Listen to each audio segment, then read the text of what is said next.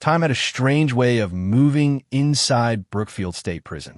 The clocks ticked the same, the guards walked the same routes, and yet for Daniel Hayes, each day dragged like wet cement. He had been there for 2 years now, 2 years of the same cold food, the same echo of metal doors, and the same stale air that smelled of sweat and bleach. Brookfield wasn't hell. It was worse than that. It was nothing. A place where life didn't burn. It simply faded. Daniel had learned to keep his head down. You didn't talk too much. You didn't ask questions. You didn't look a man in the eye unless you wanted trouble.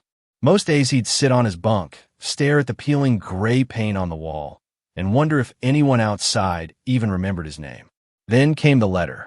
It was a plain white envelope slipped under his cell, door one Wednesday afternoon.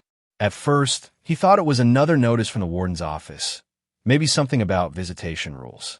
But when he tore it open, his breath caught. The handwriting was elegant, careful. "Dear Mr. Hayes," it began. "I don't know why I'm writing to you. Maybe because sometimes loneliness feels lighter when shared. I was given your name through the outreach program. I'm Aria. I live in Chicago. I'm a graphic designer. And I thought, if you don't mind, we could be friends." Daniel stared at the paper for a long while. He didn't know what to make of it. People didn't just write to inmates out of kindness. What did she want? Still, something about the way she wrote, the softness in her words, the lack of judgment, felt different. It had been a long time since anyone spoke to him without demanding something in return. That night, he found himself pacing his cell, thinking about how to respond. His pen felt clumsy, his words uncertain. He hadn't written a real letter since high school, but he tried. "Dear Aria," he began, scratching the words slowly, careful not to make a fool of himself. "Thank you for your letter. Time moves strange in here." Your words were like a window opening for a minute. He crossed out half the sentences, rewrote them, and finally folded the letter with a quiet sigh. It wasn't much, but it was honest. When he dropped it in the outgoing mail bin the next morning, he didn't expect a reply. Yet the following week, another envelope came, then another, and another. Aria wrote about her city, the crowded trains, the smell of coffee shops, the snow that blanketed the streets like powdered sugar. She sent sketches of parks she liked to walk in, little doodles in the margins. Her words painted a world Daniel had almost forgotten existed, one with light, color, and laughter. In return, he began opening up.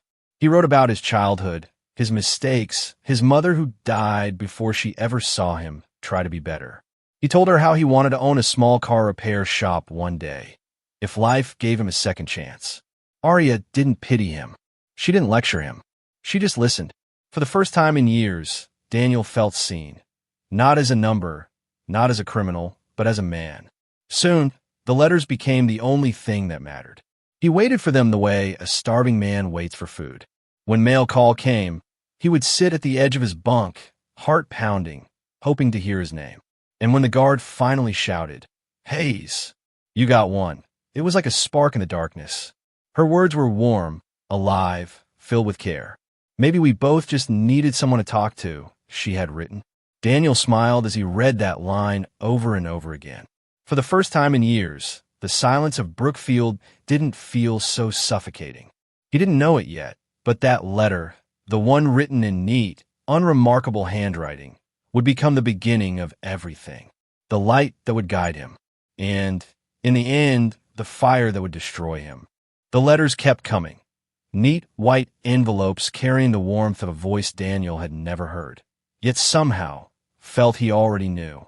Every Friday afternoon, when the guard slid mail under the door, his heart would quicken just a little. That soft, slanted handwriting had become a lifeline. Aria Lewis wrote with a kind of quiet grace. She didn't fill her pages with empty comfort or pity. Instead, she spoke of real things. Her job designing posters for small cafes. The neighbor's dog that barked every night. The way the city smelled after rain, like metal and coffee and something alive. Daniel found himself reading her words slowly, savoring each sentence like a meal. In Brookfield Prison, everything felt stripped of color. The gray floors, the dull uniforms, the lifeless food. But her letters were color. When she wrote about a park near her apartment, describing how sunlight scattered through the trees, he could almost feel the warmth on his face. He wrote back about what life was like on the inside.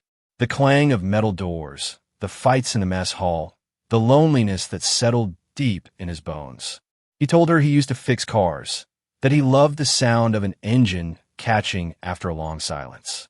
"I miss that," he confessed. "The sound of something broken finally working again." Arya replied, "Maybe people are like engines too. They can break down, but they can be fixed if someone cares enough."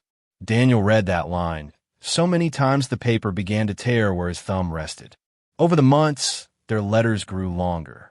What began as polite introductions turned into pages filled with stories, secrets, and quiet confessions. Daniel told her about his father, a man who'd walked out when he was 12, and how every mistake he made afterwards somehow felt like trying to fill that void. Arya told him she'd been through her own storms, though she didn't say what kind. Only that life had made her tough, but not cold. Her empathy felt real, not the forced sympathy of a volunteer, but the kind of understanding that comes from someone who's seen pain up close. Sometimes she sent photos, nothing fancy, just snapshots from her daily life. One showed her sitting by a window, sunlight in her brown hair, a coffee mug half raised in her hand. Another was of a movie ticket stub she kept as a reminder of a night she'd gone to the theater alone. Daniel pinned that first photo above his bunk. When his cellmate Rico Alvarez saw it, he whistled, "Damn, Hayes, you sure she's real?" Daniel just smiled. She's real enough. And in a way, she was more real than anyone else in his life. At night, he'd lie on his bunk, reading her letters again under the weak yellow light. Her voice filled the silence.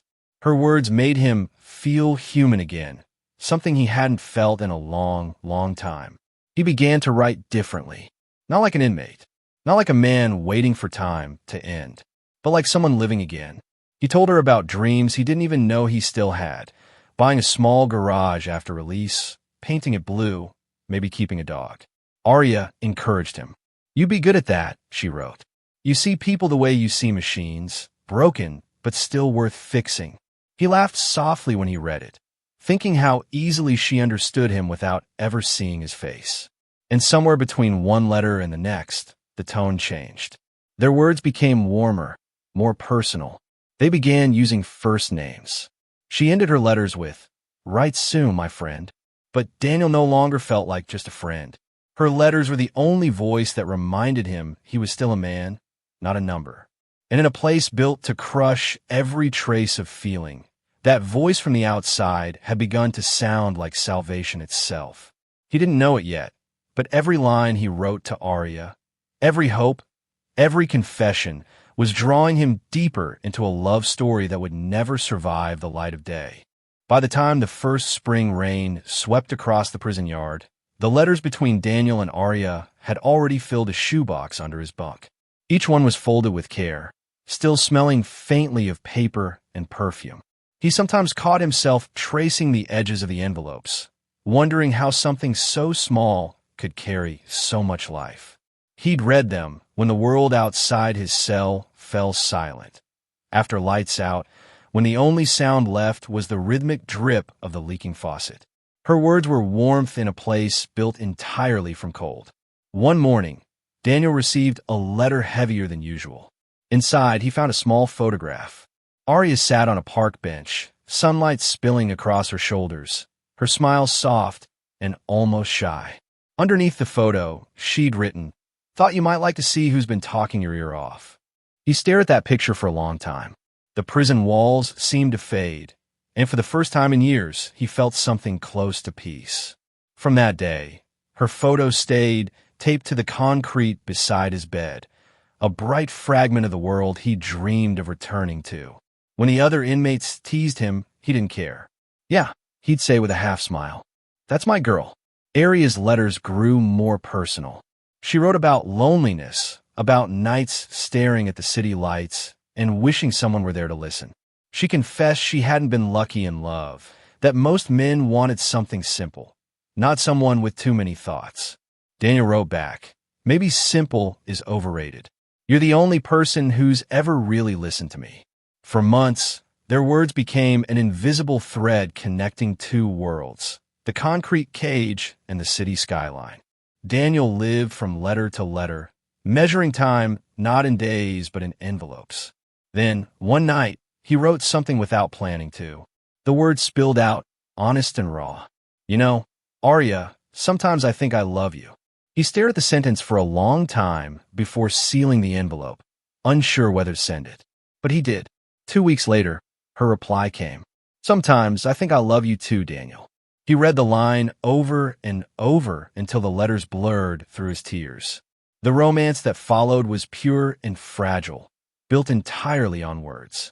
They planned what life would look like when he got out, a tiny house by the lake, a garden, maybe a dog named Rusty. She promised to wait for him. He promised to be worthy of her. When the topic of marriage first came up, it was almost a joke. Daniel had written, "If I could, I'd marry you right now, even if all we had were paper rings." A month later, a small package arrived. Inside was a silver chain with a cheap ring attached and a note that said, "Paper rings are overrated." That night, Daniel lay awake staring at the ceiling, clutching the ring. The next morning, he requested the forms for a prison marriage license. The ceremony wasn't what anyone would call romantic, just signatures, a warden stamp, and a photo taken through bulletproof glass. But when the clerk declared them husband and wife, Daniel smiled wider than he had in years.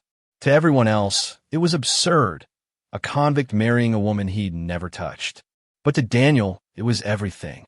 It was proof that hope could still exist in the unlikeliest place. Afterward, his letters to Arya changed. They were bolder, tenderer.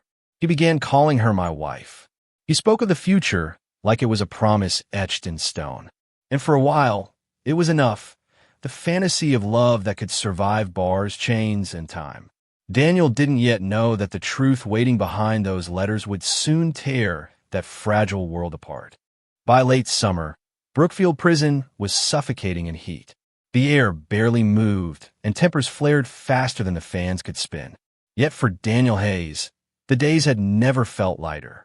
He had something none of the other men did, a wife waiting for him beyond those steel doors. Every morning, he reread Arya's latest letter before heading to work duty. She wrote about her new freelance project, designing a cafe logo, about watching thunderstorms from her window. Her words were gentle, patient. Each one was a reminder that life outside still existed, and that somehow it was waiting for him. Then one afternoon, Warden Blake Turner called him into his office. Turner was a heavy-set man with a smirk that never quite reached his eyes. "Hayes," the warden said, flipping through a folder, "your behavior record looks clean. Not bad for a guy who came in swinging." He paused, pretending to think. "You've earned something most don't get, a private visit. 2 hours. No cameras. You can thank your model behavior." Daniel froze. "You mean my wife? Arya?" Turner grinned. "That's the one. Guess your little pen pal romance is about to get real." The words made Daniel's heart pound. He mumbled a thank you, trying not to smile too broadly as he left the room. That night, he could barely sleep. He lay on his bunk, staring at the faint glow from the corridor light, replaying the news over and over. After 17 months of letters, of dreaming about her voice, her touch, he was finally going to see Arya. When he told his cellmate, Rico Alvarez, the next morning, Rico laughed. "Man, you're lucky. 17 months of writing love poems? I'd explode. Better make it count." Even the others joined in. "Hey, Hayes," one inmate shouted from across the mess hall. You better show her a real good time. Prove you still got it." The laughter followed him all day, crude and teasing. But beneath the jokes, Daniel felt something darker brewing. Pressure. In prison, reputation was currency. The story of the guy whose wife came for a private visit would spread fast. And if he didn't act like the man they expected him to be, he'd be mocked for weeks. That night, Rico leaned over from the top bunk. "Listen, brother, don't let her run the show. You're the man in that room. You set the tone. Women like confidence, especially the ones who play shy." Daniel tried to brush it off, but the words stuck like splinters. Meanwhile, miles away in Chicago, Arya Lewis sat at her kitchen table with a trembling pen. She had just received notice from the prison confirming the visit. Her hands shook as she read the date, October 4th. 17 months of love, of letters filled with dreams and promises, had brought her to this moment. But along with the excitement came something else, fear. In her last letter before the visit, she wrote carefully, "Daniel, I'm so happy to see you soon. But there's something I need to tell you, something I should have said long ago. I'm not sure how, but I can't keep it from you any longer. Whatever happens, please remember that everything I've ever written was real." She sealed the envelope with shaking fingers. It felt like sealing her fate. In Brookfield, Daniel received the letter 2 days later. He read it over and over, brow furrowed, searching for meaning between the lines. "Something I need to tell you. What could it be? Did she lose her job? Did she change her mind?" He laughed it off with Rico that night, saying, "Maybe she's nervous." But deep inside, something uneasy stirred. Still, he pushed it aside. In a place where every joy was fleeting, Daniel refused to believe anything could ruin the one good thing he had left. He folded the letter neatly, placed it back into the shoebox of memories, and whispered to himself, "Whatever it is, it won't change how I feel." Outside his cell, the corridor lights flickered, casting long, restless shadows across the walls, shadows that seemed to whisper a warning of what was coming. The morning of October 4th dawned heavy and gray over Brookfield State Prison. The air smelled of rain and rust, and the corridors hummed with low, metallic echoes. For most inmates, it was just another day. For Daniel Hayes, it was everything he'd been waiting for. He woke before the guards did, smoothing his hair in the tiny scratched mirror above the sink. His hands trembled. It had been 17 months since Aria's first letter. 17 months of words that had built a world outside these walls, a world where he wasn't prison number 41298, but simply Daniel, a man with a heart and a future. His cellmate Rico grinned from the top bunk. "You're nervous," he teased. "Don't be. You're about to see your girl. Remember, brother, act like a man, not a monk." Daniel ignored him, but the words stuck. Deep down, he knew what Rico meant. Inside, masculinity was a currency, weakness was a debt. The men who had mocked him for months would be watching when word got out. This meeting wasn't just love, it was reputation. When the guards came for him, Daniel's heart was racing so fast it hurt. They led him down a hallway lined with flickering lights until they reached the intimate visiting wing, a small, sterile corridor behind a steel door. Warden Blake Turner stood waiting with his usual smirk. "Play nice, Hayes," he said, handing him a form to sign. "You've got 2 hours. No cameras in the room, but if you press the call button, we come running. Try not to make me regret this." Daniel's voice was barely a whisper. "Yes, sir." 100 miles away, Aria Lewis sat in the passenger seat of her mother's car, her hands clutched around a silver ring on a chain. Margaret Lewis drove in silence, glancing over every few miles. "You don't have to do this," her mother said softly. "I do," Aria replied. Her voice was steady, but her heart wasn't. "He deserves to know. He deserves the truth." Margaret nodded, though her eyes glistened. "Then tell him gently, sweetheart." Some truths cut deep. By the time they reached the prison gates, Aria's hands were shaking. The security checks felt endless. Metal detectors, ID verification, a pat-down that left her humiliated and small. She could feel the guard's hesitation, the subtle, knowing glance at the bandage under her blouse. She swallowed the shame and forced herself to keep walking. When the final door opened, Warden Turner appeared again. "Room's ready. He'll be brought in shortly," he said, voice dripping with mock courtesy. "No cameras, no interruptions. Enjoy your reunion." Aria stepped inside. The room was small, barely furnished. A cheap bed, a metal table, and 2 plastic chairs. Someone had left a tray of cookies and a thermos on the table, as if pretending this was a date and not a meeting between 2 fractured souls. Her reflection trembled in the stainless steel wall panel. "It's not too late," she whispered to herself. "He loves me. He'll understand." Then came a sound, the click of the locks. The door opened, and there he was, Daniel, taller than she imagined, his prison uniform hanging loose on his frame. His eyes, the same one she had seen in photos, softened when they met hers. "Arya," he said, almost reverently. For a moment, both stood frozen. Then Daniel stepped forward and pulled her into his arms. The scent of her hair, the warmth of her skin. After all the months of paper and ink, she was real. "You're really here," he whispered. Arya's breath trembled against his shoulder. "I'm here." For a few fleeting seconds, there was only silence. No guards, no walls, no years lost. Just two people who had built a dream, through letters finally finding each other in the flesh. Then Daniel kissed her, softly at first, then with a hunger that came from 17 months of waiting. Arya's heart broke a little even as she returned the kiss. Because in that moment, she knew what she had to tell him would destroy everything he thought he knew. For a moment, time seemed to stop inside the visiting room. The low hum of the fluorescent lights was the only sound between them. Daniel's hands still rested on Arya's shoulders, trembling slightly, unsure whether to let go or pull her closer. Her eyes, glistening with emotion, darted between his face and the cold floor. He smiled, soft, uncertain. "You're even more beautiful in person," he said. Arya tried to return the smile, but her lips barely moved. Her heart was pounding so hard she could feel it echoing in her throat. Every letter she'd ever written to him flashed through her mind. All the love, all the laughter, and all the words she hadn't dared to say. "Daniel," she whispered, "there's something I need to tell you." He chuckled nervously, mistaking the tension in her voice for shyness. "What? You married a guy in prison. You can't scare me." She took a deep breath. "Please, let me talk." Her tone made him still. The laughter faded from his face. "I should have told you before," she continued, her voice trembling, "but I didn't know how. I didn't want to lose what we had. I wanted to believe love could just be love." Daniel frowned, confused. "Arya, what are you talking about?" She hesitated, staring at the floor as tears welled in her eyes. And she forced the words out. "I was born different. I'm a transgender woman, Daniel. I started transitioning years ago, but I haven't completed everything yet."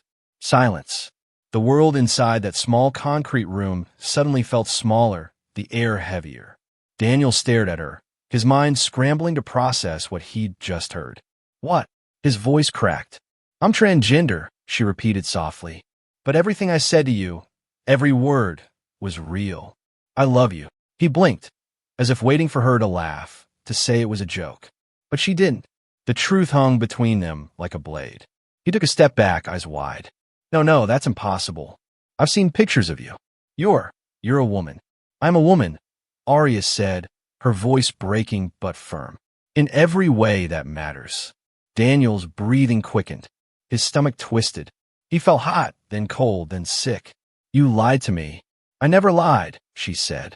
"I just wasn't ready to tell you. I was afraid." "Afraid of what?" "I'd find out my wife is a man." His words came out sharp, like broken glass. Arya flinched. "Please don't say that." "I'm not." "Stop." He slammed his hand against the table, the sound echoing off the walls. The cookies rattled on the tray. "You made me a joke. Do you know what it's like in here? What these guys say? How they talk?" His voice cracked with rage and humiliation. "I told everyone about you. I said you were real. I said I was lucky." "You were," Arya whispered through tears. "We both were." But he couldn't hear her anymore. The weight of 17 months of longing, the fragile hope that had kept him alive, all of it turned sour in an instant. He turned away, pacing like a caged animal. "I wrote you letters. I told you things I've never told anyone. And you were sitting there, laughing, pretending to be something you're not." "I wasn't pretending, Daniel," she said quietly. "I was becoming who I've always been." He froze mid-step, hands clenching into fists. "Don't say that. Don't try to make this sound noble. You tricked me." Tears streamed down her face, but she didn't back away. "I loved you," she said. "I still do. I thought maybe if you knew me, the real me, you could still love me too." Daniel looked at her, and for a fleeting second, something in his eyes softened. But then it vanished, replaced by disgust. "You ruined me," he whispered. "You ruined everything." Arya's knees felt weak. "Please, Daniel, we can talk about this. You don't understand. He stepped forward suddenly, his voice low and dangerous. "Oh, I understand. You want me to be the fool who married a man. You want to walk back to that cell and tell every guy in there what you are. You think they won't laugh? You think they won't destroy me?" Her lips parted in shock. "No, that's not what." He slammed his fist into the wall, leaving a dent in the plaster. "Get away from me." Aria's voice trembled. "Daniel, I'm still the same person who wrote those letters. The same person who loved you when no one else did." But he couldn't look at her. Shame burned hotter than anger. All he saw now was betrayal, not from her, but from himself for believing. The silence that followed wasn't just quiet, it was suffocating. Aria took a small step forward, reaching for him, but he pulled back violently. "Don't touch me," he hissed. The love that had filled hundreds of pages now lay crushed between them, unrecognizable. And in that moment, something in Daniel broke, not just his heart, but the part of him that had once known tenderness. The man who had found salvation in her words was gone, and the one who replaced him would bring the story to its tragic end. The air inside the visiting room had turned thick, heavy with silence, anger, and the faint scent of cold coffee. Aria stood near the table, trembling. Her blouse was wrinkled where Daniel had grabbed her moments earlier. His breathing came fast and shallow, each inhale sharper than the last. He paced the room like a caged animal, muttering under his breath. "You lied to me, 17 months, and you lied." Aria's voice quivered. "Daniel, please listen. I didn't mean to hurt you. I was going to tell you sooner. I was afraid of losing you." "Afraid?" He spun on her, eyes wild. "You should have been afraid of what this does to me. You know what they'll say? That Daniel Hayes fell for a man in a wig. That I married a man." "You didn't marry a man," she whispered. "You married me." Her voice was soft, pleading, almost maternal in its gentleness, but that only made him angrier. To him, it sounded like pity. He slammed his fist onto the metal table, the impact sending a shiver through the small room. "Stop saying that," he barked. "Stop acting like you know what this feels like." Aria took a careful step closer. "I do know. I've lived my whole life being judged for who I am. But you, Daniel, you saw the real me in those letters. You loved me before you ever saw my face." He laughed bitterly. "I love a lie. You tricked me into being your experiment. You made me into a joke." Her tears spilled freely now. "No, Daniel. I made you human again." For a brief second, the words hit something inside him. The man who once wrote poetry on scraps of paper, who dreamed of freedom and redemption, flickered in his eyes. But the shame burned hotter. He turned away, gripping his head. "They'll never let me live this down," he muttered. "Rico, Johnny, the whole cell block knows about you.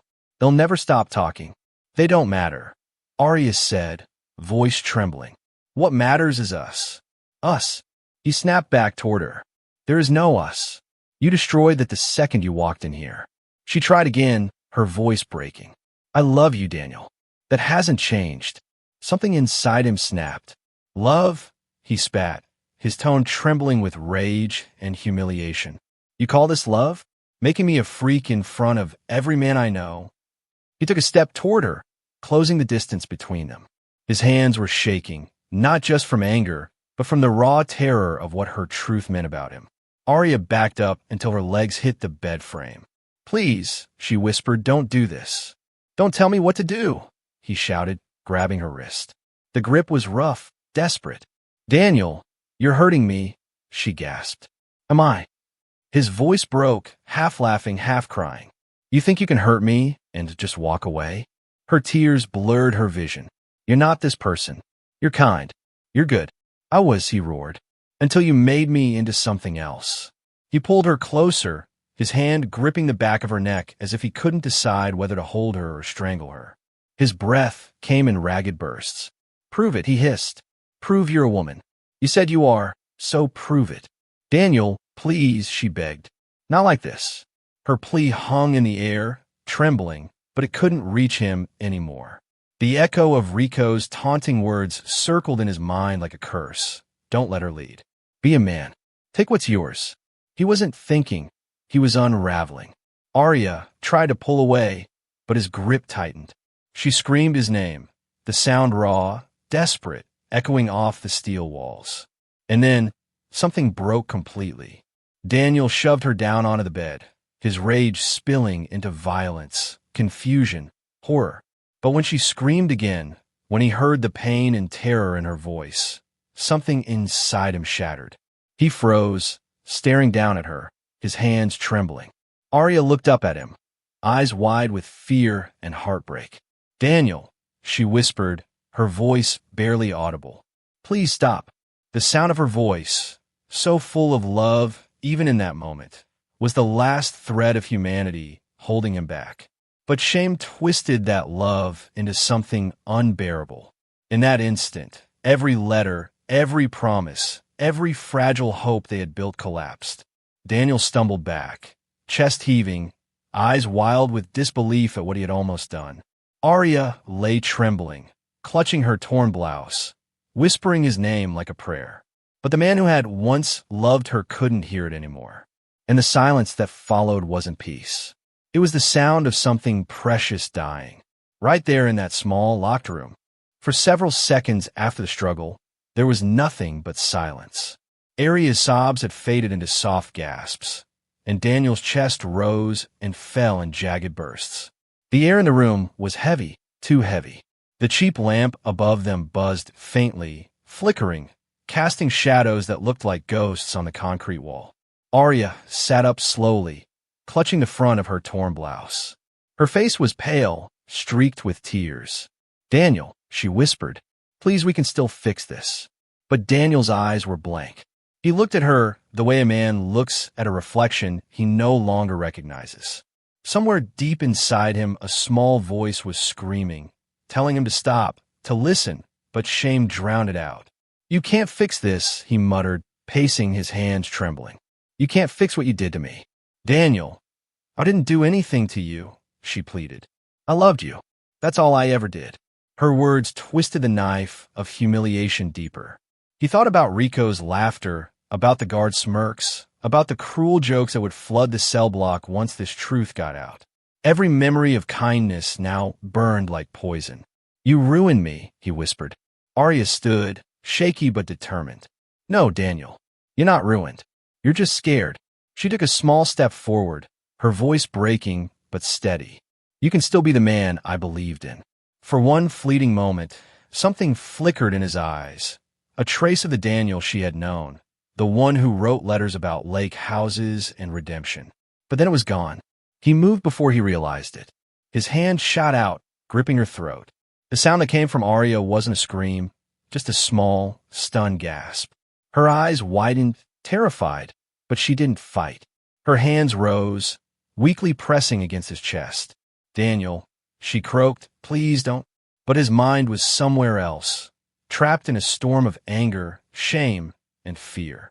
Every insult he had ever heard, every taunt about weakness, every bruise from the world's cruelty came crashing down at once. "You lied," he growled through clenched teeth. "You made me love something that doesn't exist." Her lips moved, trying to speak, but no sound came. Her fingers clawed weakly at his arms. The pressure of his hands grew tighter and tighter until her movements slowed, her knees buckled, and she slipped soundlessly to the floor. And then, just like that, it was over. Daniel froze, staring down at her. Her eyes were still open, wide and glassy, her lips parted as if caught mid-breath. The faint bruises already darkened along her neck. For a long moment, he just stood there, listening to the sound of his own heartbeat pounding like a drum. Then something inside him broke. He stumbled backward, shaking his head violently. "No, no, no," he whispered. He dropped to his knees beside her, cupping her face. "Arya, wake up. Please wake up." He pressed his fingers to her throat, searching desperately for a pulse. Nothing. The truth hit him like a wrecking ball. He had killed her. He didn't remember hitting the call button. He didn't remember the guards bursting in or Warden Turner's barked orders. All he saw were hands pulling him away, steel cuffs snapping around his wrists, and Arya's body lying motionless on the cold floor. "Found out the wife was a man," Turner muttered under his breath as the guards led Daniel away. Guess he couldn't handle the truth. The words barely registered. Daniel's mind was hollow, a blur of noise and light. Later, in cell 34, the isolation unit, he sat on the floor staring at his hands. They were still trembling, still stained by what he had done. The silence pressed in from all sides, thicker than the air itself. He saw her eyes every time he blinked, gentle, forgiving, even in death. Her voice echoed faintly. "You can still be the man I believed in." He buried his face in his palms and let out a sound that wasn't quite a cry, but something deeper, a raw, broken noise from a place beyond language. In that tiny, airless cell, Daniel Hayes finally understood what true imprisonment meant. It wasn't the bars, the guards, or the concrete. It was the ghost of the woman who had loved him, haunting the silence he could never escape. The waiting room of Brookfield State Prison smelled of disinfectant and old paper. The fluorescent lights above hummed steadily, casting a pale glow on the cracked linoleum floor. Margaret Lewis sat perfectly still, her hands gripping the edge of her purse as the minutes turned into hours. The visit was supposed to end at 3 p.m. It was nearly 6. She had come all this way from Chicago to drive her daughter home after the visit, after the meeting that Arya had both dreaded and needed. Margaret had promised to wait in the car, but something inside her refused to leave the building. She wanted to be close, just in case. The guards behind the counter avoided her eyes. They answered her questions with short, practiced phrases. "Just a delay, ma'am. She'll be out soon. Please stay seated." But the longer the silence stretched, the heavier the air became. Margaret stared at the clock above the security window until the numbers blurred. Something inside her knew, mother's instinct, sharp and cold, that something had gone terribly wrong. At 6:23 p.m., a man in uniform approached. His expression was flat, unreadable. "Mrs. Lewis?" Her stomach turned to ice. "Yes. Would you please come with me?" The hallway they walked down was long and sterile. The officer's boots echoed softly against the tile. He didn't say a word. When they reached the small office at the end of the hall, another man was waiting, Warden Blake Turner. His posture was stiff, his voice detached. "There's been an incident," he said. "Your daughter. There was an altercation during visitation. I'm sorry, but she didn't make it." The words didn't register at first. They hung in the air like static, meaningless. Margaret blinked slowly. I don't understand." She was visiting her husband. "How could there be?" Turner didn't look up. "We'll provide you with details after the investigation. You'll be contacted by the state. For now, we'll need you to identify the body." A sound escaped her throat, half gasp, half cry. No, that can't be right. She's fine. She was nervous, that's all." But the officer beside her gently guided her forward. In the morgue, under the harsh fluorescent lights, a white sheet covered a shape that was far too small to hold everything Arya had been. The attendant folded the cloth back. Margaret's knees almost gave out. Her daughter's face was pale, lips slightly parted, bruises faintly visible along her throat. She reached out, brushing Arya's hair away from her forehead. It was still soft, still hers. "Oh, baby," she whispered. "You were supposed to come home." Tears fell onto the white sheet. In that moment, Margaret wasn't just mourning her daughter. She was mourning everything her daughter had fought for. The right to live honestly, to love freely, to be seen as who she truly was. Later, back home, Margaret sat surrounded by boxes of Arya's belongings. Sketchbooks, half-finished designs, framed photos. And on the desk, a small wooden box tied with a ribbon. Inside were hundreds of letters, each one dated and signed, "Love, Daniel." She didn't want to open them, but her trembling hands did anyway. The first letter began, "My dearest Arya, you're the light I never thought I'd find in this place. Every word from you reminds me I'm still human." She read until her vision blurred. The tenderness in his words didn't fit the man who had killed her daughter. It made no sense, and yet it was real. At the bottom of the stack, she found an unfinished letter in Arya's handwriting. It began with shaky lines. "Daniel, I have something to tell you. I should have told you long ago. I just hope when you see me, you'll remember that everything I wrote was true." Margaret pressed the letter to her chest and wept. No words, no justice, no explanation could fill the silence that followed. Only the echo of her daughter's laughter, the one that had once filled their small kitchen, and the cruel truth that the world had never been kind to people like her. And somewhere, deep in a concrete cell, the man her daughter had loved sat alone in the dark, haunted by the same silence that now filled a mother's home. The isolation cell was silent except for the faint hum of the fluorescent light and the steady rhythm of Daniel's breathing. The walls were bare, the air stale, and the bed little more than a slab of metal bolted to concrete. He hadn't spoken to anyone in days. He didn't need to. The only voice he could hear now was hers. Every time he closed his eyes, Aria Lewis was there, smiling the way she did in her letters, soft and kind, holding a coffee mug, sunlight in her hair. But the moment he reached for her, she faded, leaving behind only the echo of his own voice screaming her name. The guard had told him she died instantly. That was supposed to be comforting. It wasn't. Nothing could comfort him now. On the third night, a prison chaplain came by, sliding a small envelope through the door. "They found this in your cell," he said. "Figured you'd want it." Daniel waited until the man's footsteps faded before picking it up. The paper was wrinkled, tear-stained. His name was written on the front in Aria's familiar handwriting. He opened it slowly, his hands trembling. "My love," it began, "by the time you read this, we'll have seen each other. I'm scared, Daniel. Not because I doubt us, but because I care so much. I've hidden a part of myself from you, and it's time you know the truth. Please remember that everything I've written, every word, every dream, came from my heart. You made me believe and love again. Whatever happens tomorrow, know that I love you with all that I am." Daniel's breath caught. The paper crumpled in his hands as his shoulders shook. He pressed the letter to his forehead and let out a broken sound, part sob, part prayer. He had killed the one person who had seen the good in him. He thought about all the things that led to that moment, the laughter from other inmates, the cruel jokes, his own pride. But deep down, he knew the truth. No one had forced his hands around her throat. That was him. That was Daniel Hayes. He looked down at his palms, the same hands that had written her love letters, now forever marked by her death. Across the room, taped to the wall, was the last photograph of Aria. Her eyes seemed to follow him wherever he went, gentle, forgiving, impossibly alive. On the back, in her neat handwriting, were 5 words. "Love you just the way you are." Daniel stared at the words until they blurred, then whispered to the darkness, "I should have done the same."